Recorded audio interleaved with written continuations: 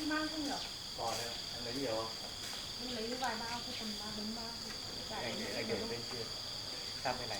Để bên Để được em còn cát hả? có rồi.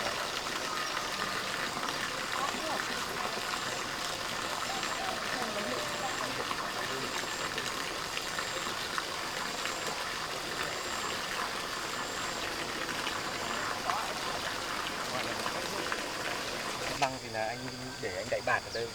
Cái chưa sang bên kia anh. Bây giờ một bao bao nhiêu rồi anh nhỉ? Tấm ở bên kia, một bao thì 80.000 nữa. 80 với cả thế bro thì một tấm bao nhiêu? Bro thì tấm này 56, nó có một loại rẻ hơn nhưng mà cái loại rẻ hơn đây anh không bán nữa vì nó vỡ nhiều quá. 56.000 một tấm. Còn cát thì ở bên này. Đấy, anh đổ vào bên này với bên kia nhưng mà em tiện em lấy ở bên này thì là sức buôn ở đây lên. Ở đây thì là nếu bây giờ em mà gọi xe về bốc thì là tất cả khi tấm thì là lùi xe vào đây thì là bốc sức cát lên là bốc bờ lô với xi măng lên thôi. Anh cứ lên bán hàng đi.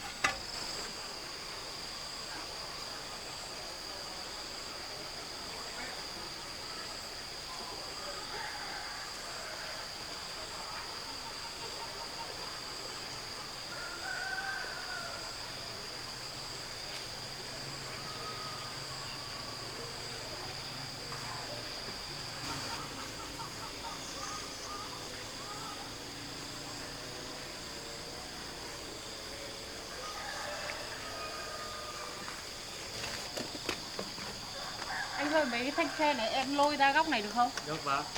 Hất ra sang đây là được thôi, không cần phải lôi đi đâu. Nhưng mà đến lúc không đâu có lùi vào được. Nó lùi được mà. Cái sắt này sao này? Xô nó sang bên đấy thôi. Em hộ anh một đầu.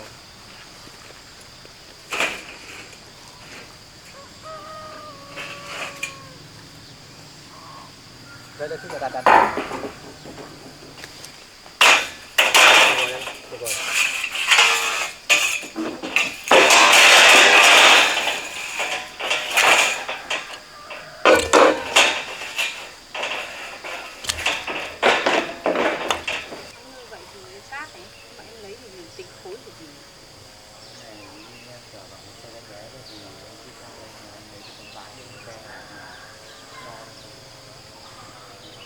Anh có bán chưa? Vâng, thế tí nữa em đợi bán nhé.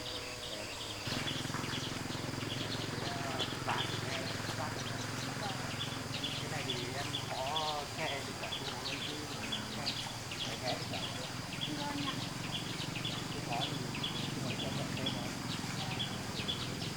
ok rồi. Thế thì để anh gọi mà em cứ lại chạy này.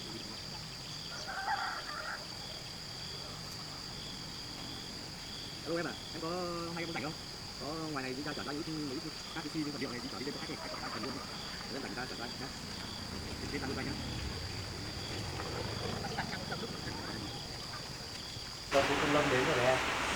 Vâng, anh còn sắt không em nhỉ? Còn đây. Đấy em lấy hai để làm cái gì xào nó không? Thì lấy hai. Em ra đi chơi ngoài đây. Ngoài này có chả ngoài? Có ngoài có.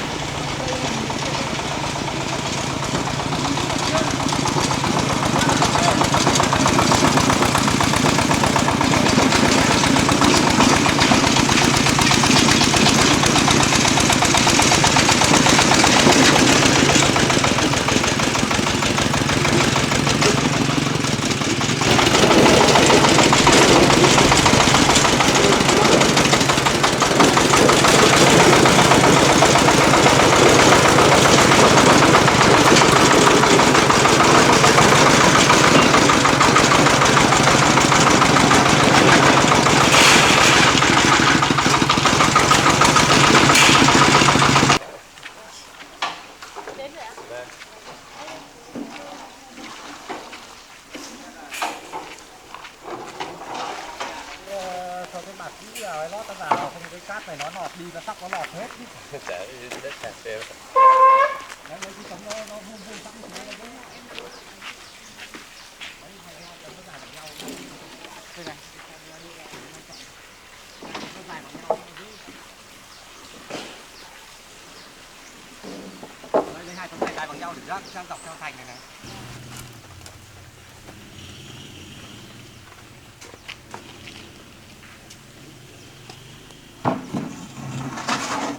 Miếng ở đây kìa. Nhưng mà mỗi tổ nó đang thế này là đang hơi nghiêu này. Thì bây giờ em cứ xúc lên đây như thế đi.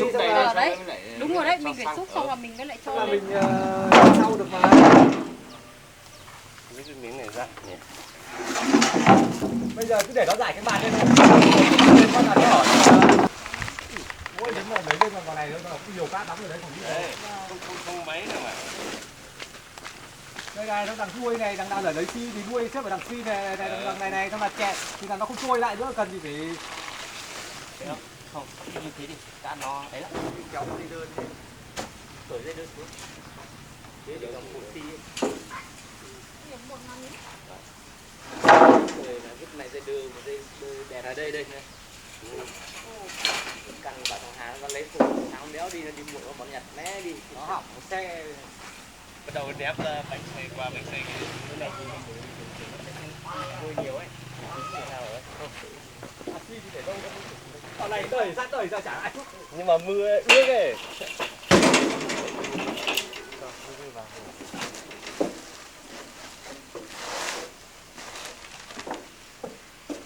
Đặt như thế chẳng nó thế là đưa vào.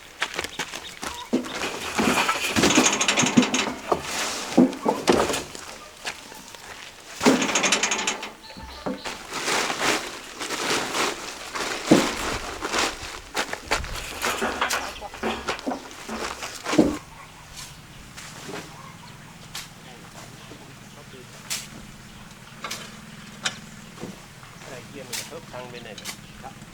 Đẩy nữa, dưới mình lại đẩy xúc sang bên trên.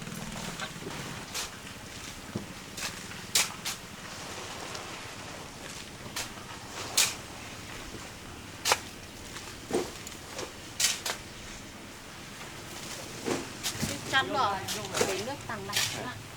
Còn kho tàn. Mai kia là em mua máy rửa xe về em cứ đây này, mẹ đỡ ra xe. Để mai kia em mua cái đổi.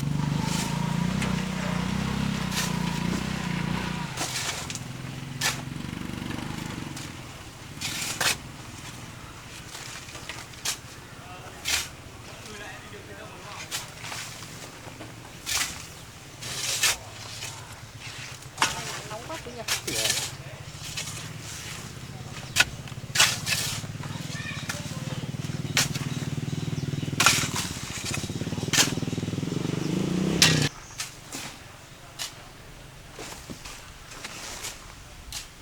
Nó không có điện gì cả.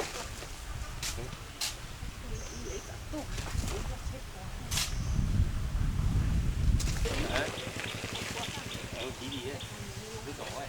Nó mới sạch.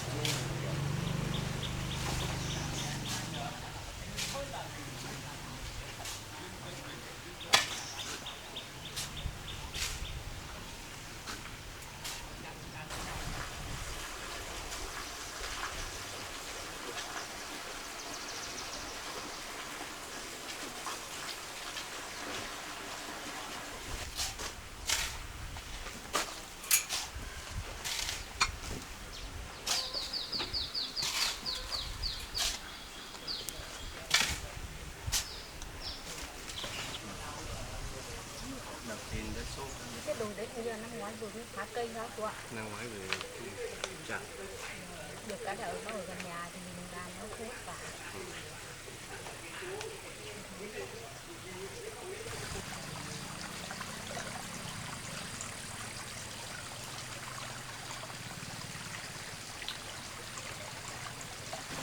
Đi làm với cháu nhỉ? Để cái thời gian chuyển lên trên này.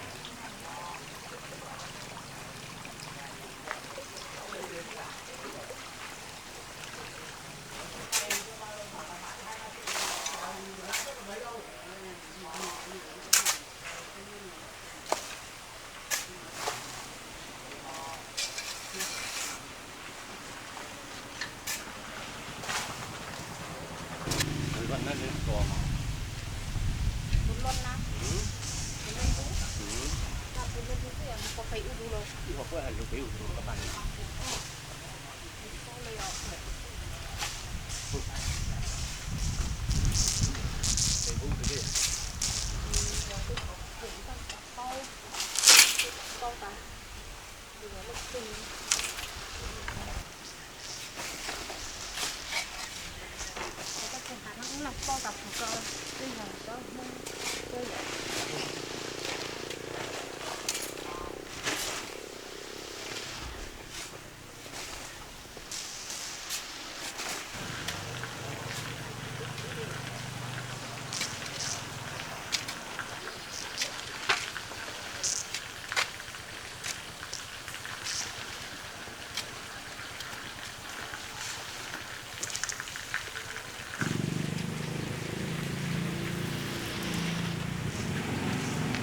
Anh Khải ơi!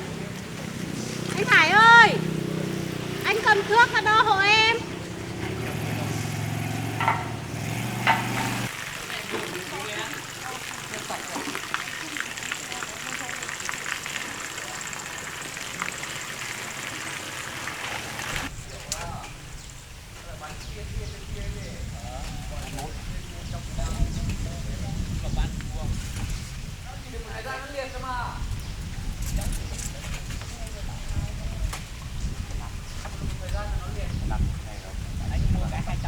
Của anh khác cái của anh có chân trống.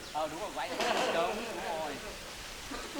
Đây đó anh anh làm để trồng rau ở trên kia ấy. Anh phải mua 5 cái để tưới. Của anh khác nói là của anh có chân trống. Còn chân trống của em là tự làm.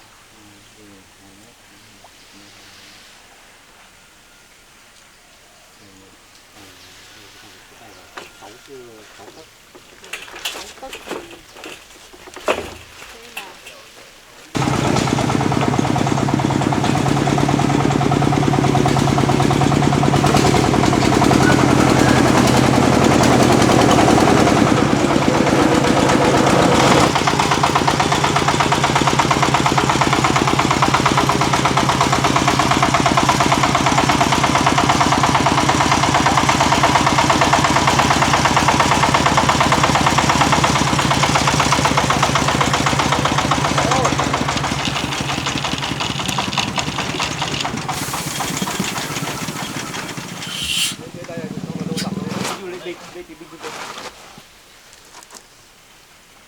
Ơi, không bắt được.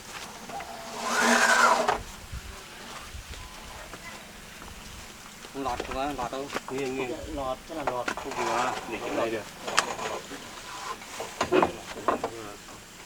Không vừa đâu. 12 tấn à? 4 tấn à?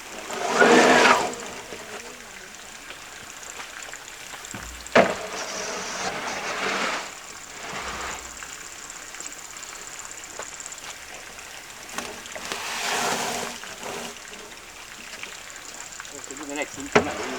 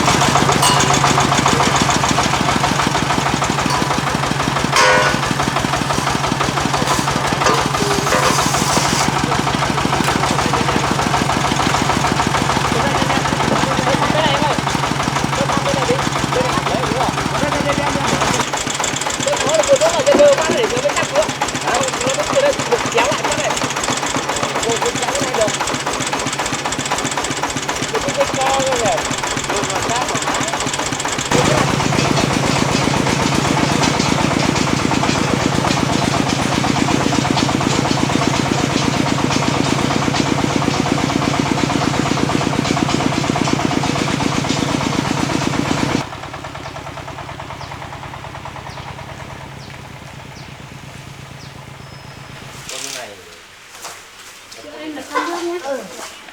Anh ơi xong phải chờ anh ơi. Có tàn ngắn không anh? Ngắn hay chưa?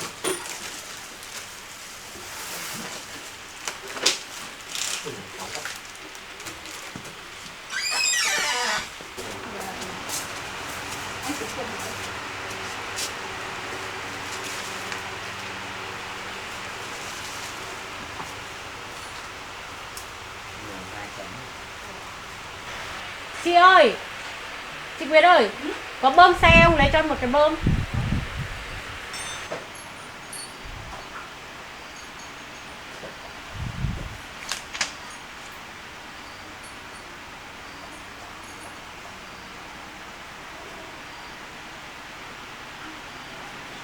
Cái này của em tấm lọc 12 tấm nhân 56 là bằng 672. 6 khối cát là 636 là 360. Năm tao là 40 là 400. Hai cây sắt trên cây 205 là 400 nghìn trọng nhé.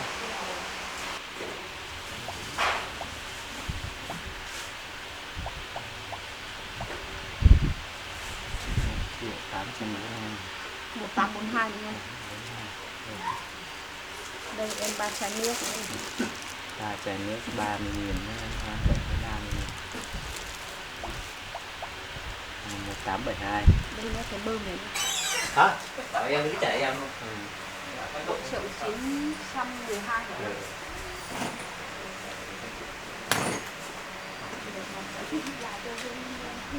Thì là anh trả em nha.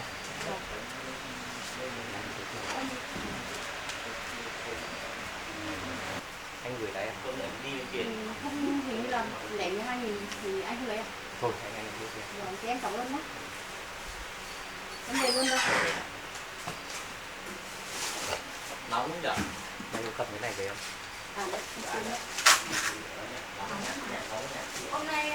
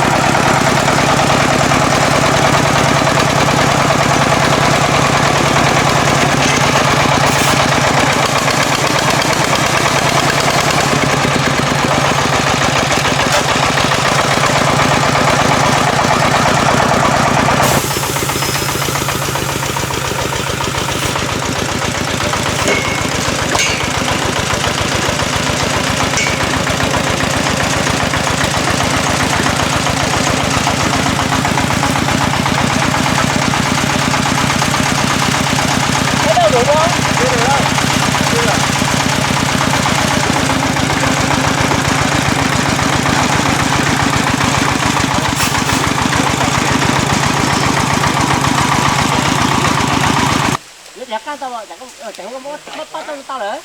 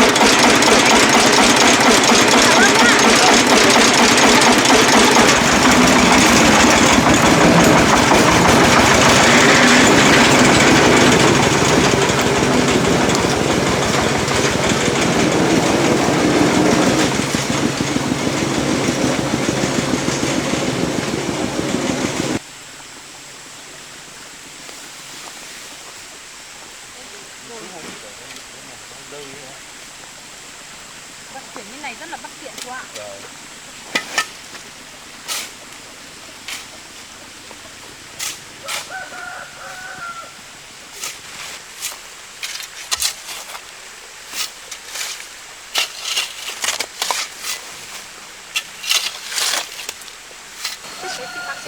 Cái mang vào đây.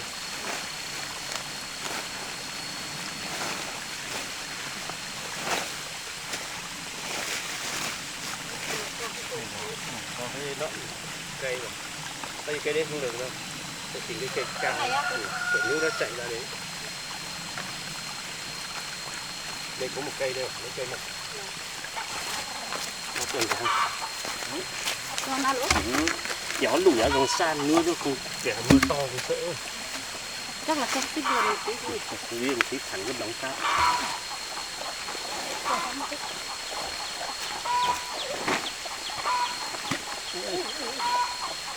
Bây giờ để sang một bao ở gần đây. 231.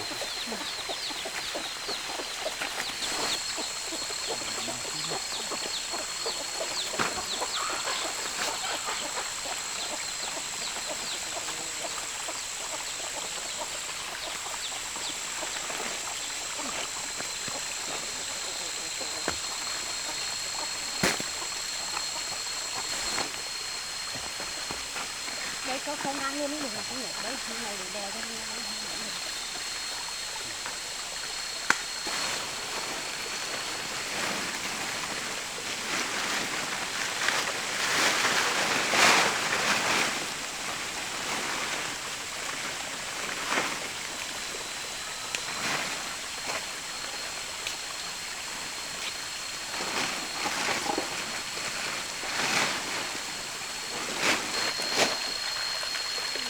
Lên nóng nước nào.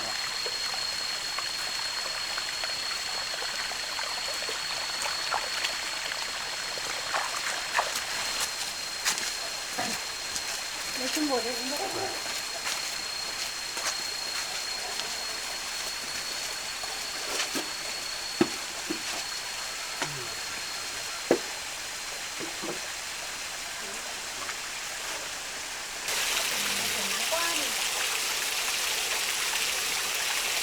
Cái vườn rau của cháu chưa xong rồi. Vẫn còn một ít ở đây chú ạ.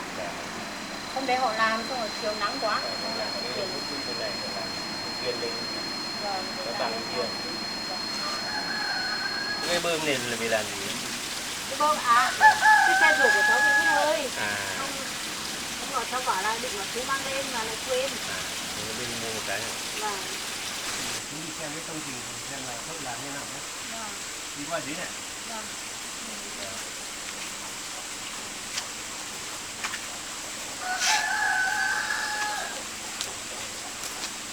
Tiện chú cháu mình mới vác một cây xăng kia nhỉ?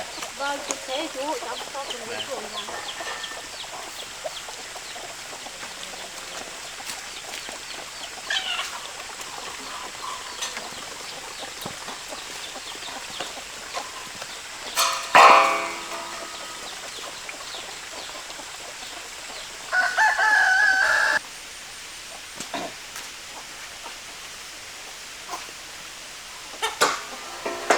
Chú đánh ra nhé, để cháu cho vào.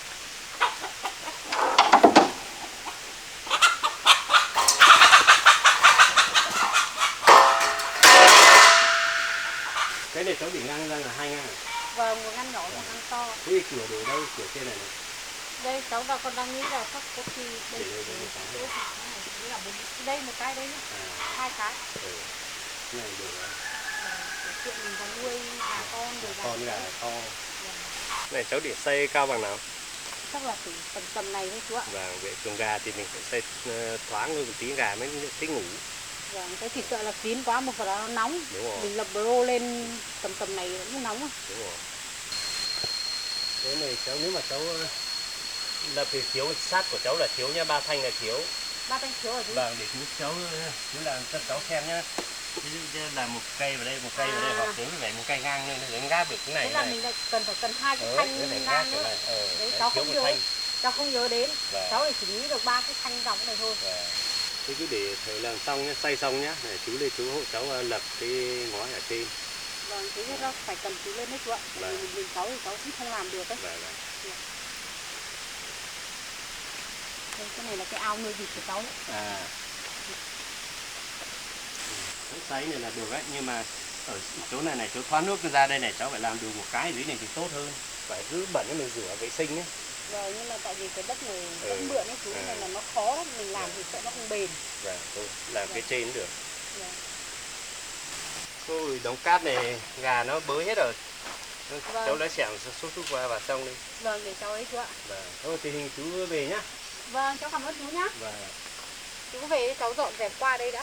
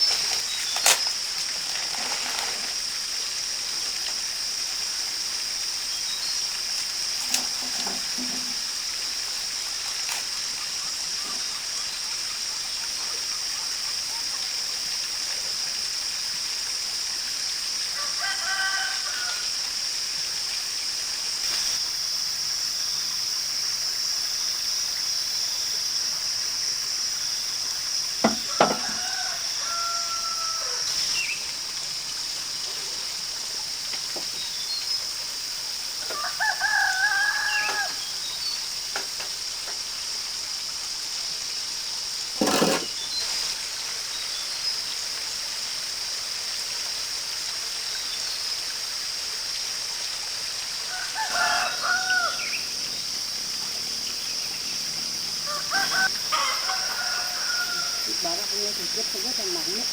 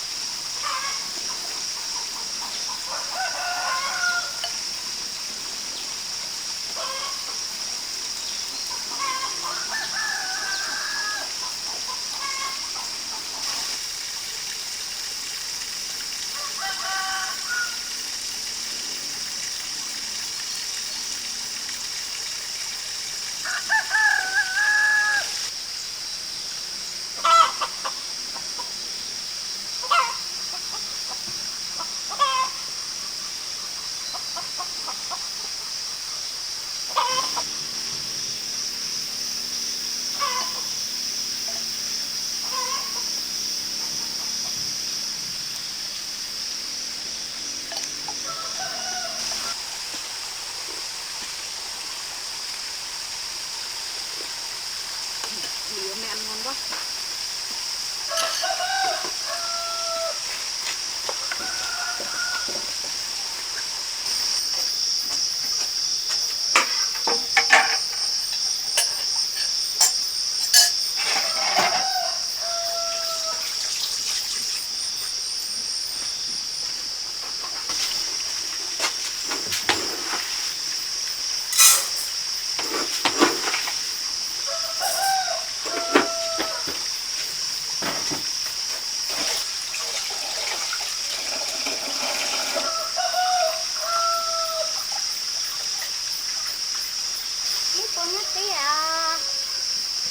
Mấy cô lắm. Nhớ tờ con mua món thôi.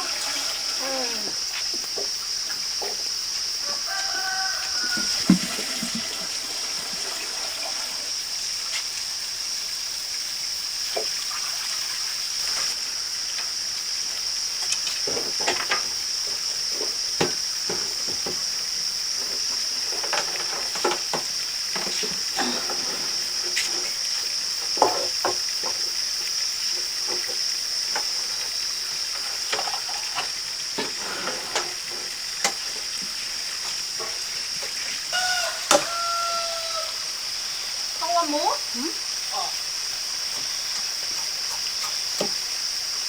Ôm eo tùng đây khoảng này.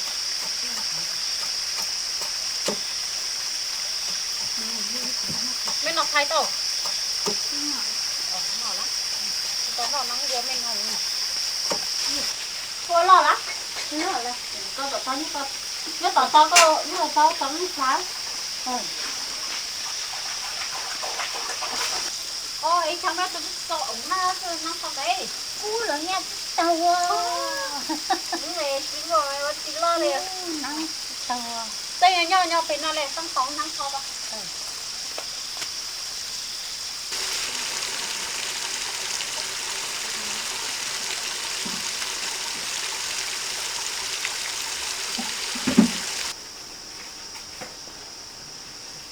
Cho có cây nam vậy ạ? Dạ, cho thôi con. Cũng được.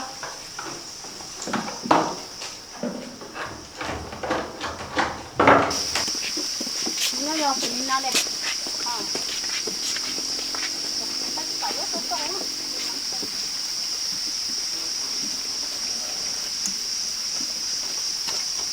Tạm đây thôi. Nó nông xuống thành bay. Có trận mà.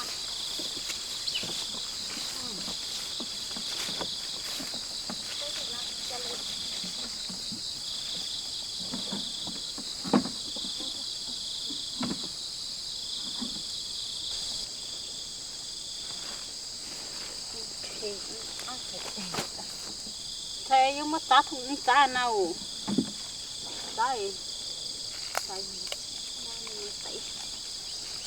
Có cá rồi thì ăn được đây. mẹ tụi băng tay khó tí phải băng tí nó ăn đây có để coi những xã ngồi tê nó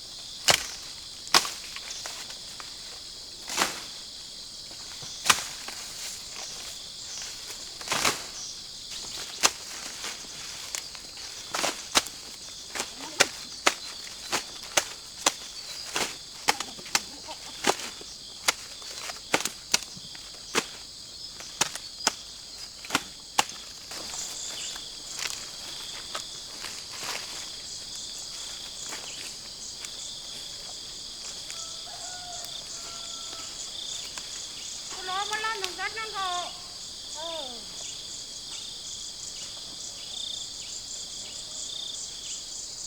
Lấy cả luôn mà.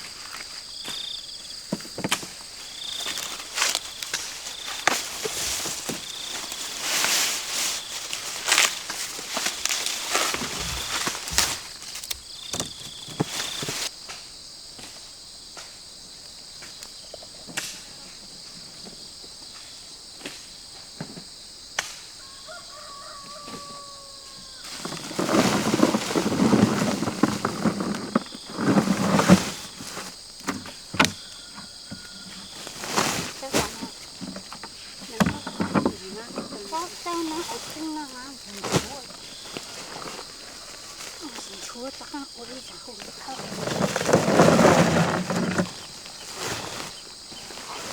Cái này sáng xanh trái thấu rồi. Đây nó ăn.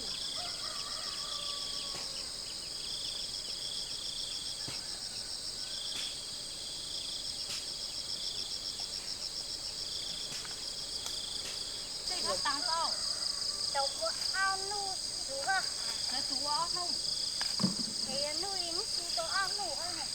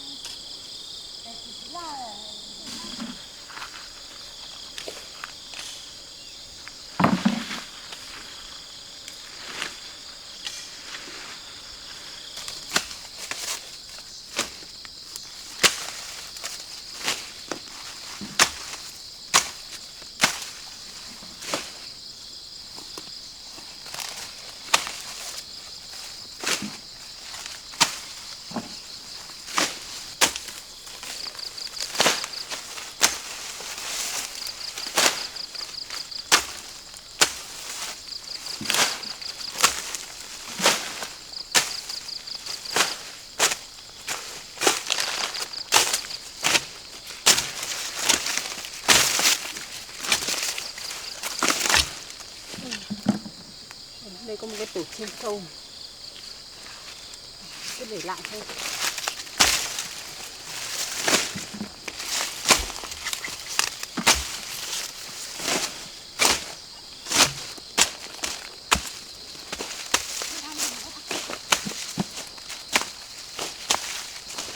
Đấy cũng xong rồi.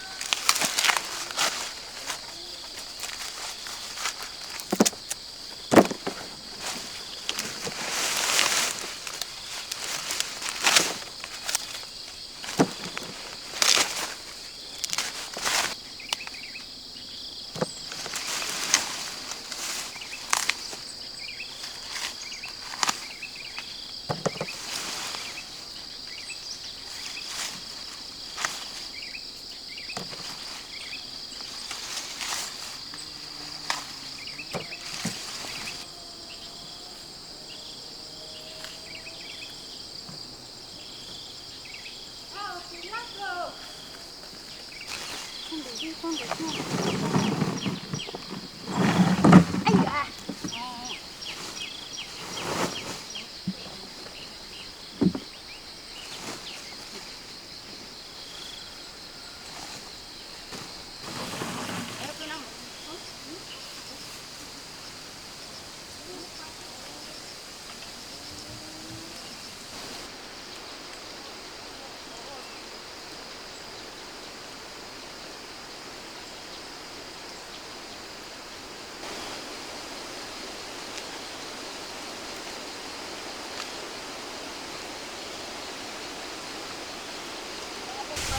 Con hút nữa.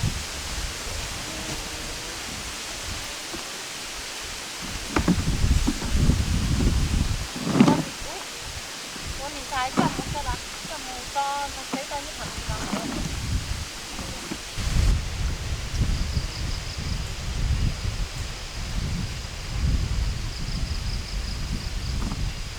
Con thằng tí nè, con thằng những lò trắng của con đâu, con nó gió lâu mà, có tới sàn những mắm nồi, những con trắng thì cái nào nhau, tính mà cái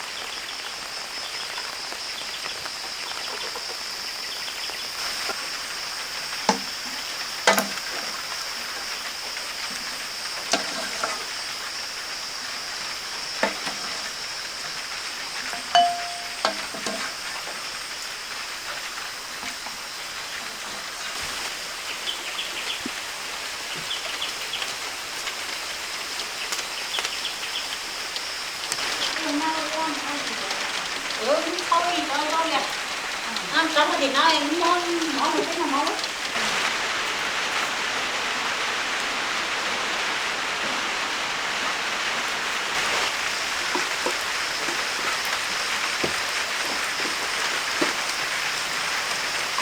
mình đi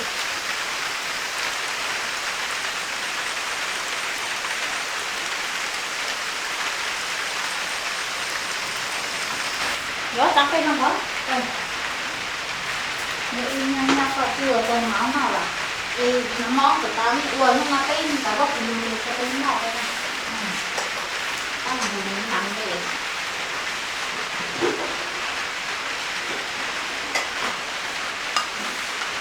cho nó tôi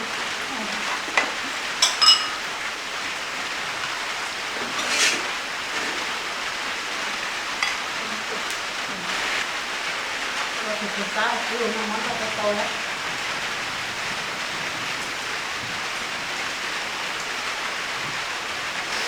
tay nó thì khó thì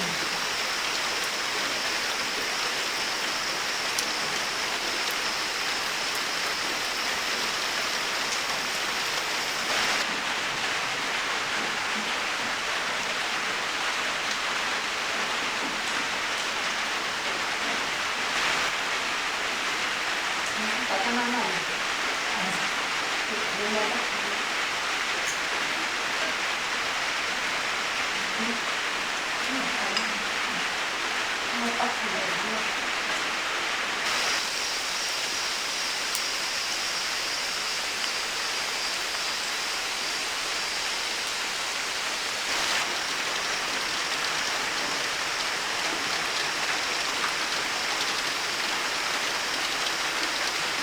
lắm em tại cái nấu nó cũng tới mặt cái chuột cái mình vòng tàu để cho nha để cho cùng nó cái mình vào được mình được lên tôi ra mình tôi không ra nó nhỏ nó phải lên mình thấy đây mình thấy cả thứ gì đâu cái mình tàu để không phải đúng không ta tôi thấy cái trà như này cùng khăn nhau mà cùng nhau khi qua cái câu thì là nhớ cam à? Không, tôi nhớ không tôi là nhớ tôi không tôi không nghĩ là chỉ nhớ vào con người cả đó không phải quay cái đó không như là ta mình có cái tấm món này cái người in của ta nhớ món này nó ta có cần quay nhớ rồi cái bạn chọn hẳn cái chọn nó mới được còn